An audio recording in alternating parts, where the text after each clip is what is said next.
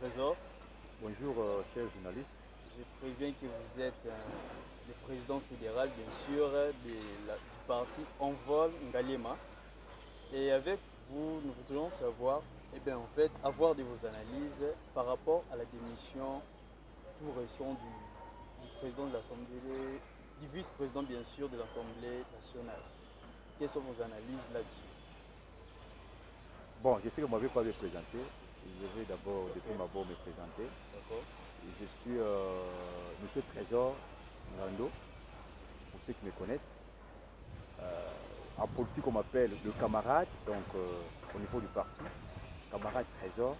Je suis président fédéral de l'Envol Ngaliema.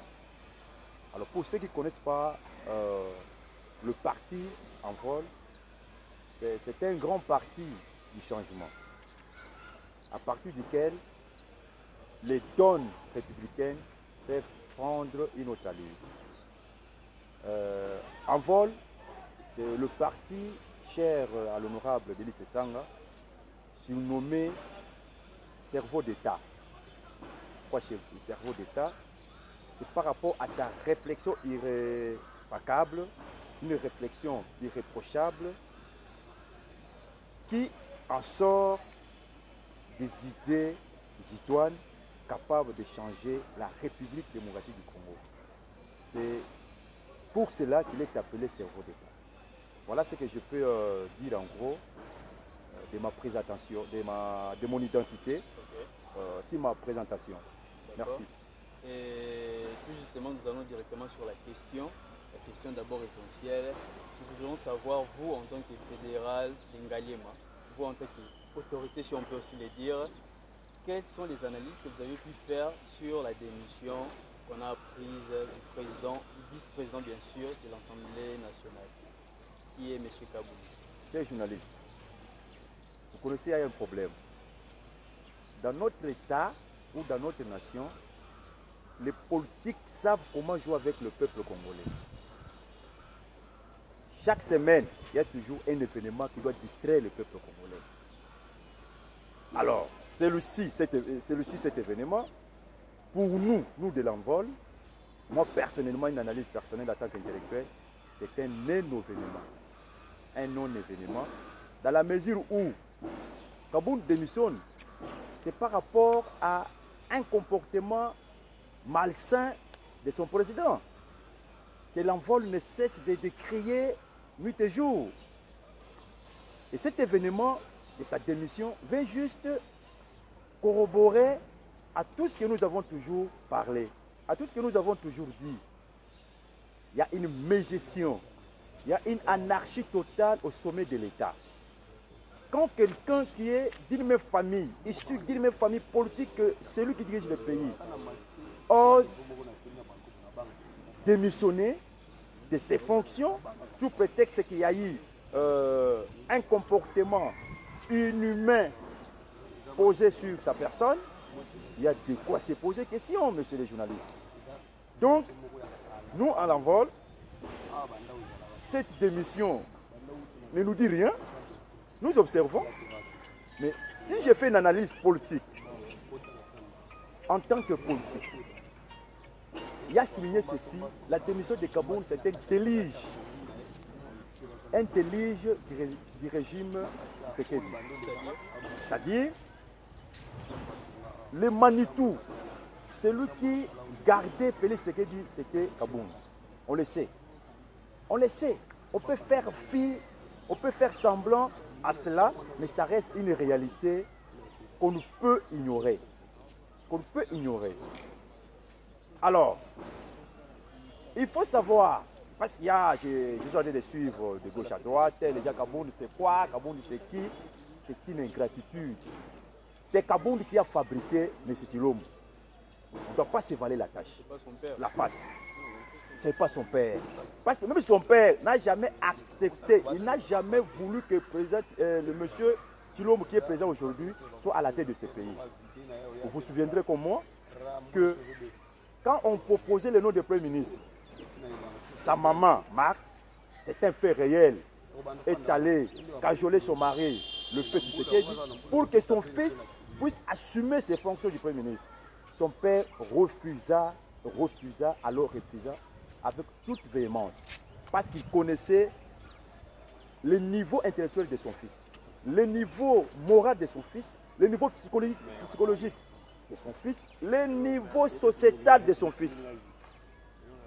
Ça, c'est le premier fait. Le deuxième fait, nous avons épinglé cette réalité quand il y a eu des signatures. La situation de Genève, vous avez une très belle mémoire. Vous vous souviendrez alors que Tshisekedi a retiré la signature, c'est sous impulsion de Kaboun.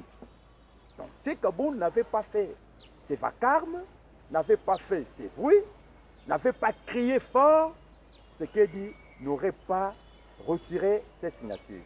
Donc, d'une manière générale ou d'une manière concrète, je peux dire, c'est lui qui a fabriqué M. Tshilombo, le président de la République démocratique du Congo. Je lui dois beaucoup de respect. C'est ce monsieur qui est aujourd'hui saboté. Vous allez trouver que dans une famille politique, tout justement dans n'importe quelle famille, il y a toujours des couacs qui peuvent surgir de quelque part. Mais quand on est d'une même famille, il faut gérer ces couacs. Suivez l'interview, suivez les propos, bien sûr, traiter des propos issus d'une impulsion non recadrée de M. Kaboun. Mais si vous regardez, vous suivez méticuleusement ces propos, vous sentez que ce sont des propos qui sortent du fort du cœur de M. Kaboun. Il les prononce avec toute conséquence qui peut en découler. Ça, je vous l'ai dit. Il dit, je répète, ce sont ses propos, je prendrai les décisions sévères dans les heures qui suivent.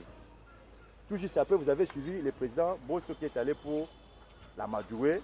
Il a été très catégorique. Vous avez suivi, nous avons vu dans les images l'honorable Moïse Kassange, un traître, je l'appelle d'abord traître. Il a bafoué les Kassai qui est aujourd'hui dans le gouffre. Il court maintenant derrière Félix pour s'approprier d'un poste quelconque. Une chose que les Kassai n'accepteront pas. Je suis Kassaïen, jusqu'à la preuve du contraire. Ma province est presque par terre. Nous ne voulons pas les gens qui ont détruit la province hier puissent aujourd'hui revenir à la tête de cette province. C'est une chose qu'on n'acceptera point, alors jamais.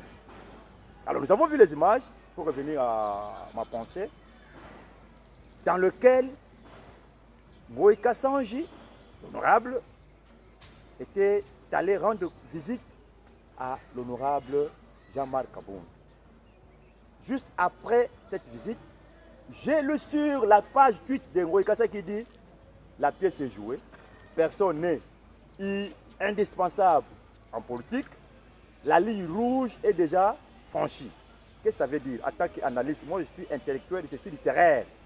On s'entend que les pourparlers n'ont pas abouti à une bonne solution. Et pour ça, j'en ai tiré des conséquences néfastes pour lui. Moi, je vais demander à mon frère Kaboun de ne pas reculer. En politique, on n'accompagne personne. On accompagne les idées. Lorsque les idées ne sont pas respectées, les principes, les cas de charge signés n'est pas respecté, il faut savoir quitter la chose avant que la chose ne vous quitte. Restez comme ça. Venez, on peut faire la politique pour rebooter le régime en place qui laisse le pays dans la situation dans laquelle nous vivons. La situation dans laquelle nous vivons. Donc mon analyse, elle est politique, elle est intellectuelle, elle est aussi sociale, sur le plan social. Mais Kaboun, regardez sa démission, regardez là-bas. Les gens ont pleuré. Mais que Félix aussi démissionne, on va voir les gens qui vont pleurer. Par contre, les gens vont dire Dieu merci. Parce qu'il a laissé le pays dans le chaos. Le pays est par terre. Donc, la démission de Kaboun annonce un déluge total de M. Tshilombo. Bien sûr, tout le monde, personne n'est indispensable en politique. Mais attention, dans quel contexte? Dans quel contexte? Il faut toujours... je demande aux gens de réfléchir, d'étayer cette maxime, personne n'est indispensable en politique, ou personne n'est indispensable dans tel ou tel domaine. Oui, on peut être On peut ne pas être indispensable. Mais attention, mais personne ne fera ce que l'autre pourrait faire. Personne ne peut faire ce que l'autre peut faire. Donc il faut qu'on souligne ces points très saillants. Kaboun est fort dans la mobilisation. C'était monsieur, quand il parle, on l'écoute. Il a toute une masse derrière lui. Il a fabriqué Félix, je l'ai dit tout haut. Venez me couper la tête. Je dis bien, Kaboun a fabriqué Félix. Les preuves sont les gens. Les éléments du pouvoir en sont la preuve. Kaboun est l'idole de Félix. Par contre, si Kaboun ne pesait pas, le monsieur Mbosso n'allait pas le côtoyer. Les autres, les caciques là de voleurs, les ex-voleurs de FCC, n'allaient pas le côtoyer. Donc, n'est-ce pas là l'effet de la création de l'Union sacrée? Non, mais non. Est-ce que vous croyez qu'il y a toujours une union sacrée dans ce pays? Quelle union sacrée? Ça, c'est l'union secrète. Vous voulez qu'on dise quoi? C'est l'union secrète. Hein? Est-ce que le peuple en tire profit? Dis-moi le profit que le peuple a tiré de cette union sacrée. C'était un théâtre bien embelli pour se partager le pouvoir à partir duquel ils vont voler le bien de l'État. Il n'y a pas l'union sacrée. C'est pourquoi le président d'Élise Sesanga, président de l'envol, a oui quitté cette affaire bien avant. Parce qu'il n'en voyait pas l'importance. Le président, qui est mon président du parti, il a des principes basés sur le peuple congolais. Lui, c'est le peuple. Ce n'est pas un terme chimérique, un terme fictif que tu dois prononcer pour faire plaisir à qui que ce soit. Mais par contre, il le dit avec une matérialisation palpable. La preuve en est que quand il y a eu Covid, regardez ce qu'il a donné. Mais quel homme politique autre a-t-il posé des actes que Sesanga a commis? S'ils sont trois, donnez-en le nom. Je ne crois pas. Ce sont de tels actes qui, pour quelqu'un qui se permet de laisser, de prendre ces émoluments, les fier aux Congolais à l'occasion d'un événement malheureux, il faut les saluer. Il faut les saluer. C'est à partir de ces actes qu'on voit celui-ci à l'amour patriotique. À l'amour patriotique. Alors, l'union sacrée n'a jamais existé, chers journalistes d'Israël. N'a jamais existé. C'est un clic, un arsenal de voleurs. Ils ont maquillé une autre manière de voler. Ils ont maquillé. Sinon, en parlant de la situation chaotique du pays, cela n'est pas suite au prédécesseur de M. Tulom. Non, mon cher. Pourquoi Kabila a été évincé? Pourquoi on a fait chasser Kabila? C'est pas ça n'allait pas. Alors, celui qui allait venir, allait mener une politique personnelle. Une politique autre que celle de son prédécesseur. Mais quand vous venez en politique, vous faites la continuité de celui qui est parti. Vous ne faites pas une continuité politique. Mais on voit qu'avec M. Tulom, il essaie un peu de relever les bâtons. Comme quoi? C'était même deux. L'état de droit. Ah, l'état de droit. Vous connaissez Massaro? Je ne suis pas pro Massaro. Je ne suis pas son avocat. Connaissez-vous bien que Massaro continue à roupir dans la prison? Vous connaissez qu'il souffre dans la prison. C'est ça l'état de droit? Kamere est libéré. Pourquoi pas Massaro? Il y a eu l'état, la grâce présidentielle, grâce à laquelle il y a certaines personnes qui ont été libérées de la prison. Mais pourquoi Massaro est détenu? C'est l'état de droit. Ça, ce n'est pas l'état de droit. C'est ce qu'on appelle dépôt de mesures. C'est une justice sélective. Il n'y a pas de droit. Ne me parlez pas de ça, mon cher. On verra l'état de droit, c'est quand on incarcère les détourneurs, les voleurs en prison. Ils doivent purger de cette punition et après les libérer. Mais regardez, Kamer est libéré sur quel prétexte? Il est malade, non? Mais il a été aperçu en France et non à Chicago. En France, en train de courir. Quelqu'un qui est malade, court. Ce ne sont pas des rumeurs. Non. Il y a en information, il y a ce qu'on appelle toute rumeur n'est pas rejetée. Il n'y a pas de fumée. Il n'y a pas de fumée sans feu. Une rumeur a toujours un soubassement. Peut-être qu'on a mal interprété.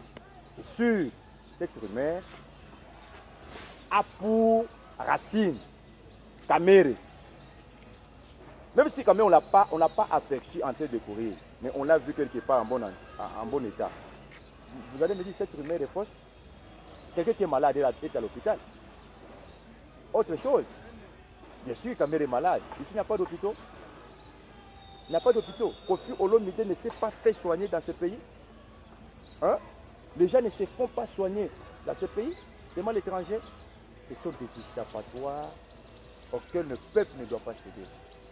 2023 arrive. J'interpelle la conscience de beaucoup de Congolais qui restent encore dans les sentiments jaculatoires, les sentiments aveugles, avec des familles politiques, des appropriations politiques. Moi, je suis de telle tendance.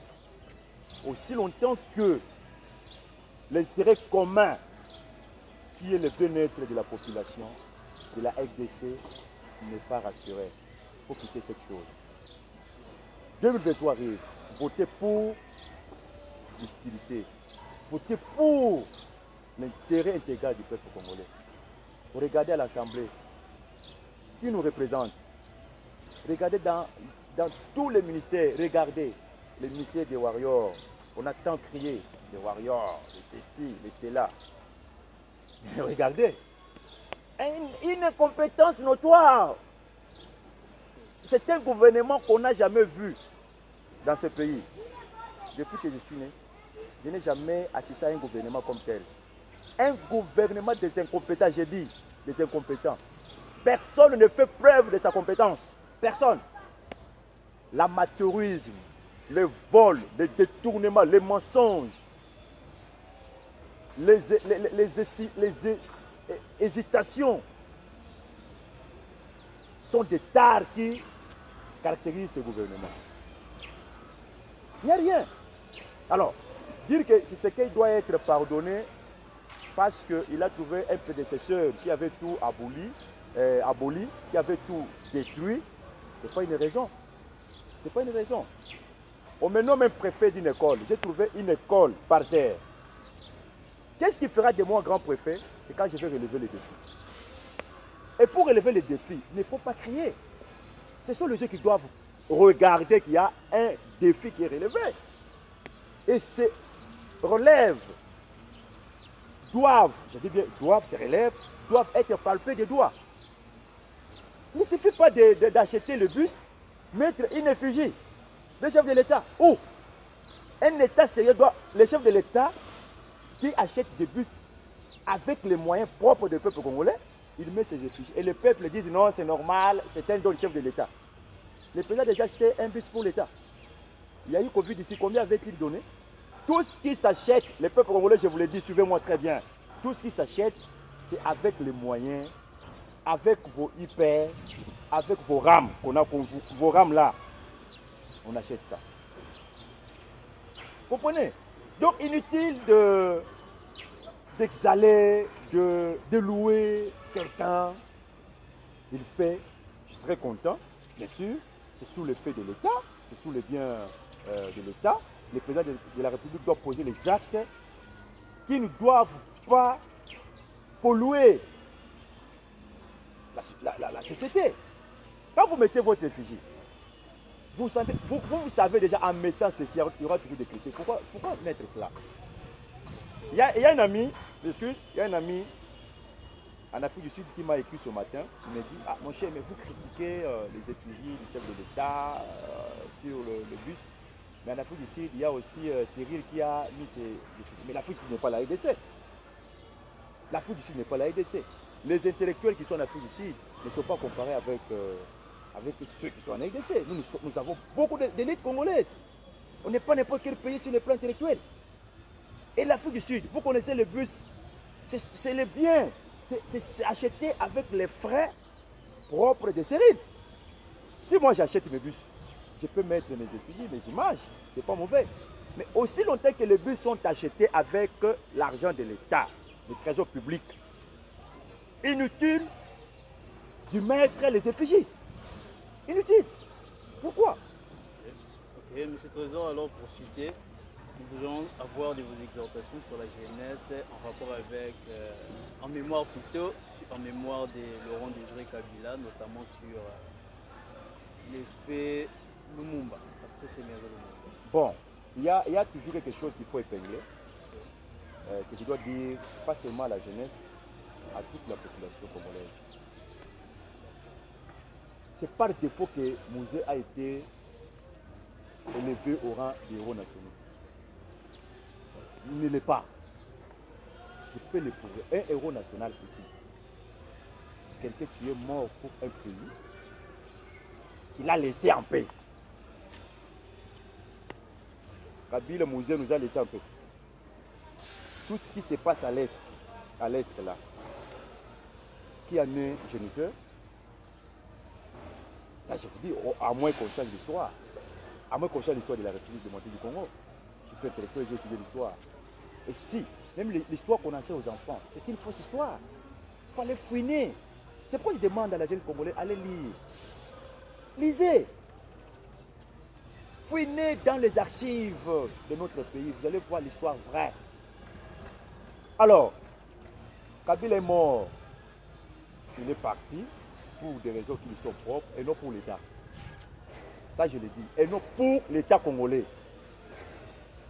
Parce que un héros comme Thomas Sankara, il a laissé aujourd'hui le Burkina Faso en paix. En paix. La paix, c'est pas seulement sur le plan politique, sur d'autres aspects. Mais la RDC, sur tous les aspects, la RDC est-elle en paix? Est-elle en paix? C'est comme si nous avons fait un rétropédalage. Nous avons fait une marche en arrière. Avec ces soi-disant héros nationaux là. Lumumba, oui, il a été héros national. Mais vous connaissez pourquoi Lumumba a été élevé à ce rang? C'était pour aveugler sa mort. C'était une autre manière de caresser ce que Mobutu avait commis. Lumumba, quand on le nomme héros national, mais qu'assez-vous? Qu'assez-vous? Que Dieu m'aide à devenir président de ce pays. Toute cette histoire-là, je vais les supprimer. Ça, je vous le dis, je ne suis pas dictateur. Ça n'apporte rien au peuple congolais, mon cher ami. Le peuple a besoin de personnes intègres qui doivent mourir pour le pays. Je serais content si le monde est mort pour le pays. On voulait prendre peut-être le numéro d'un pays. Il a calé, on a tiré sur lui. Et non pour une cabale formée. La cabale à l'issue de laquelle on n'a pas respecté les principes. On tire quelqu'un, vous dites que non, il est mort pour le pays. Non. Qu'ils déjà prennent ce que c'est, qu'ils prennent la rousse, ils doivent définir ce que c'est un héros. Un héros, c'est un martyr. Je serais content qu'on nomme les gens qui sont morts le 4 janvier au rang de héros nationaux. Et non, ces gens qui couraient pour leur bien-être. Et regardez quand on a tué Mouzé. Savez-vous combien de minéraux qu'on a trouvé dans son cabinet? C'est un héros. Un héros a des minéraux dans son cabinet. Non, s'il vous plaît. La jeunesse congolaise, à vous, je vous demande le courage. La jeunesse reste l'avenir du pays, sans lequel le pays ne peut avancer. Vous vous souviendrez, en Chine, il y avait une loi qui interdisait la production des enfants. Lors d'une marche, les gouvernants ont constaté qu'il n'y avait que les vieux et les vieillards. Ils ont dit, ah, comment une marche qui n'a pas de jeunes? On avait aboli cette loi pour autoriser à nouveau la production, la naissance. Aujourd'hui, la Chine a beaucoup de jeunes. Donc la jeunesse reste le socle d'un pays. La réussite d'un pays est cachée dans sa jeunesse. Et quelle est cette jeunesse qui doit remplacer ces voleurs, ces margoulins, ces prédateurs? C'est une jeunesse consciente, une jeunesse instruite, une jeunesse ambitieuse, pas une jeunesse débombée. Donc, à vous la jeunesse, je répète, Prenez-vous en charge. Preuve que je vous donne, regardez lors des scrutins présidentiels, législatifs et consorts, tous ces margoulins politiciens viennent toujours vers vous. Parce qu'ils savent que vous êtes influent, vous faites la force d'un État pour vous corrompre avec des t-shirts, avec des savons, avec. Et vous leur donnez inconsciemment le pouvoir, ils partent, ils vous oublient. Ne faites plus cette affaire en 2023. Pour terminer, je lance un appel politique, je dis bien politique, à tout le peuple congolais, à toute la jeunesse, moi aussi je suis jeune, de venir rejoindre le parti en vol, la voie du changement, le parti qui incarne la bonne gestion et capable de faire mieux quand il sera à la tête de ce pays. On ne doit pas faire comme eux. Je dis je vous remercie. Merci, monsieur Trésor. Nous étions vraiment ravis de vous recevoir.